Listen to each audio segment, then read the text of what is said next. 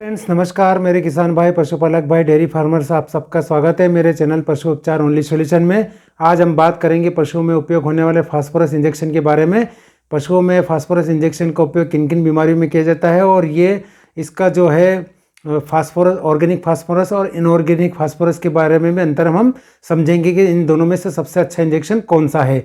तो हम सबसे पहले बात कर लेते हैं फास्फोरस इंजेक्शन जो है पशुओं में इनफर्टिलिटी वाले केस में इसका उपयोग किया जाता है। जहाँ पर पशु हीट पर नहीं आता है वहाँ पर इसका उपयोग किया जाता है। पशु को ठहराने के, यानी कि आप जब भी कृत्रिम गर्भधारण कार्य करवाते हैं या भैंसों में अगर पाड़ा छोड़ते हैं तो वहाँ पर कंसेप्शन रेट बढ़ाने के लिए भी वहाँ पर उपयोग किया जाता है इस इंजेक्शन का। इसके साथ साथ आप पाइका जैसी बीमारी है, ऐसी बीमारी जहाँ पर पशु खाद्य पदार्थ खाता है, चाहे मिट्टी खाता है या फिर पत्थर वगैरह दीवार कंकल चाटता है, तो वहाँ पर उस कंडीशन में शरीर में फास्फोरस की एकदम से कमी हो जाती है, तो उसको भी पूर्ति के लिए फास्फोरस इंजेक्शन का उपयोग किया जाता है। इसके साथ फास्फोरस के साथ आप दूध को जब बढ़ाने के लिए, आपका पशु अगर दुधारू है तो उस कंडीशन में अगर आप फास्फोरस इंजेक्शन 15 ml इंट्रामस्कुलर लगाते हैं तो उस कंडीशन में भी पशुओं का दूध बढ़ता है। पर इस इंजेक्शन को जो मैंने बताया है, इस इंजेक्शन को फास्फोरस को आप अल्टरनेट एक दिन छोड़ के एक दिन लगाएंगे, लगाना ही पड़ेगा। कम से कम मिनिमम 3 डोज लगाना होंगे, एक दिन छोड़ के एक दिन, तब जाके आपको इतना अच्छा रिजल्ट मिलेगा। एक बार लगाने से इतना अच्छा रिजल्ट नहीं मिलता है। लाल पेशाब की बीमारी में भी इस फास्फोरस इंजेक्शन का उपयोग किया जाता है।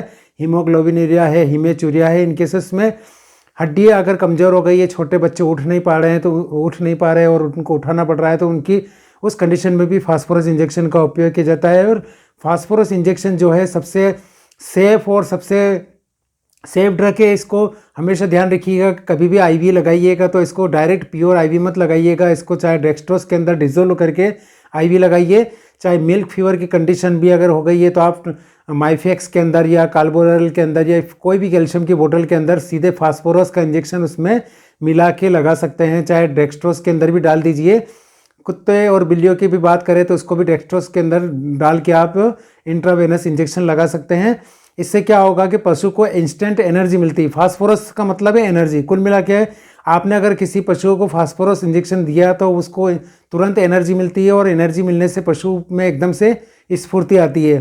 तो जब मिल्क फीवर केसेस में क्या होता है कि वहाँ पर जब पशु दिन कम से कम 4 से 5 घंटे एक ही पोजीशन में बैठा रहता है और वहाँ पर फास्फोरस इंजेक्शन देंगे तो इंजेक्शन देने से पशु में थोड़ी स्फूर्ति महसूस होगी। मिल्क प्रोडक्शन भी उसका, क्योंकि वो कोलेस्ट्रॉल की वजह से सारी चीज़ें मेटाबॉलिक डिसऑर्डर पैदा हो गया है, तो वो वहाँ पर भी इसको रिकवर करता है। पाइका जैसी स्थिति में भी आप देखेंगे तो वहाँ पर भी इससे फ़र्क पड़ता है। तो ये होगा, मैंने आपको फास्फोरस इंजेक्शन के बारे में बताया। फास्फोरस इंजेक्शन जो है अभी वर्तमान में इतनी कंपनी बनाती है कि मुझे खुद को भी इतना नाम नहीं पता है कि आजकल नई इतनी कंपनी आ गई कि किस किस कंपनी का इंजेक्शन का कंपनी का नाम ले। पर जो पुरानी सबसे ज़्यादा बड़ी कंपनी है तो उनमें बात करें एमएसडी का, जैसे टोनोफास्फेन इंजेक्शन है या फिर यूरिमिन इंजेक्शन है, वीरबैक कंपनी की बात करें तो इन दोनों इंजेक्शन के बारे में मैं अंतर बता देता हूँ आपको। यूरिमिन इंजेक्शन के अंदर जो दवा है वो सोडियम एसिड फास्फेट है और टोनोफास्फेन की बात करें तो टोनोफास्फेन के अंदर है जो है टोल्फिमोस सोडियम एसिड है। तो इन दोनों में अंतर क्या है ये आपको मैं बता देता हूँ कि टोनोफास्फेन इंजेक्शन के अंदर जो फास्फोरस है वो ऑर्गेनिक है और ऑर्गेनिक फास्फोरस होने की वजह से इसका जो पिक रेट है वो 6 से 8 घंटे ही है। किसी भी पशु के शरीर में जब आप ये टोनोफास्फेन इंजेक्शन लगाते हैं तो 6 से 8 घंटे के बाद पेशाब और गोबर के थ्रू ये पूरी तरह से शरीर से बाहर निकल जाता है। इसके बाद इसका बॉडी में कोई असर नहीं होता है। और अगर सोडियम एसिड फास्फेट की बात करें तो ये लॉन्ग एक्टिंग टाइप काम करता है, यानी कि 12 से 18 घंटे तक बॉडी में बना रहता है। आपने अगर किसी पशु को दिया है तो वो अपना काम पूरा कर जाता है, उसके बाद ही वो शरीर से एग्जिट करता है पेशाब के थ्रू, गोबर के थ्रू वो फास्फोरस इंजेक्शन जो है ड्रग है जो निकल जाती है। तो मैंने इन ऑर्गेनिक फास्फोरस के बारे में आपको बताया है, तो आपको समझ में आया होगा कि ऑर्गेनिक फास्फोरस अच्छा है या फिर इनऑर्गेनिक। ज़्यादातर अभी वर्तमान में जितने भी पशु चिकित्सक भाई है वो सभी सोडियम एसिड फास्फेट इंजेक्शन का उपयोग करते हैं, चाहे यूरिमिन हो या चाहे किसी भी अदर कंपनी का हो, क्योंकि उसका जो है वो लॉन्ग एक्टिंग टाइप है। मैंने बताया आपको कि उसका जो पिक टाइम है वो काफ़ी लंबे समय तक बॉडी में मेंटेन रहता है और उसका रिजल्ट भी थोड़ा इससे बेहतर रहता है।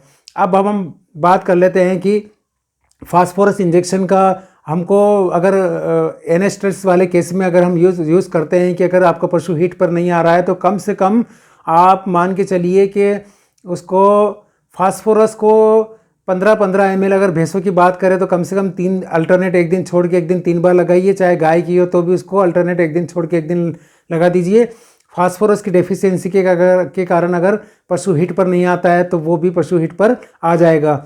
मैंने गांव में प्रैक्टिस के दौरान देखा है कि कई किसान भाई जो करते हैं, माचिस के अंदर की जो तीलियां होती है, उस तीलियों के अंदर जो मसाला होता है, उस मसाला के ऊपर लाल फास्फोरस होता है, तो वो मसाला सारा निकाल लेते हैं। कम से कम एक माचिस की डिब्बी जितना सारा मसाला निकालने के बाद उसको रोटी के अंदर या फिर कागज़ के टुकड़े में रखकर भैंस को खिला देते हैं। तो वो उनका ये कहना हो रहता है पशुपालक भाई का कि किसान भाई का कि इसको देने से 3 से 4 दिन 8 दिन बाद पशु हिट पर आ जाता है। तो उसका एक रीज़न है कि उसके अंदर रेड फास्फोरस है।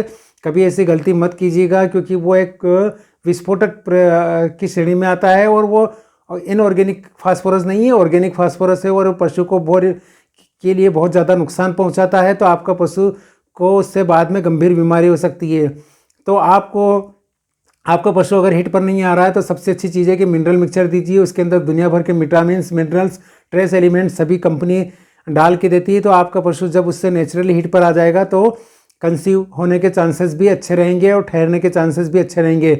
माचिस की तीली के जिससे निकला हुआ फास्फोरस उसका उपयोग ना कीजिए, आपके पशु के लिए नुकसानदायक है। वो लाल फास्फोरस है, आप समझिए लाल फास्फोरस ये उपयोग करने लायक नहीं है, इसका उपयोग मत कीजिए। तो आपका पशु भी बिल्कुल स्वस्थ रहेगा।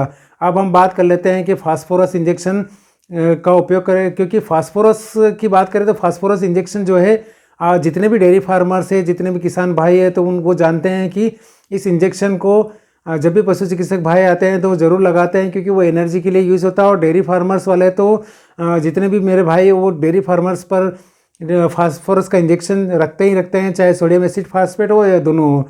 तो मैंने आपको ये फास्फोरस के बारे में जानकारी बता दी है। आपको वीडियो अच्छा लगेगा लाइक कीजिएगा, शेयर कीजिएगा और मेरे चैनल को ज़रूर सब्सक्राइब कीजिएगा। वीडियो देखने के लिए आप सभी का धन्यवाद। देखते रहिए।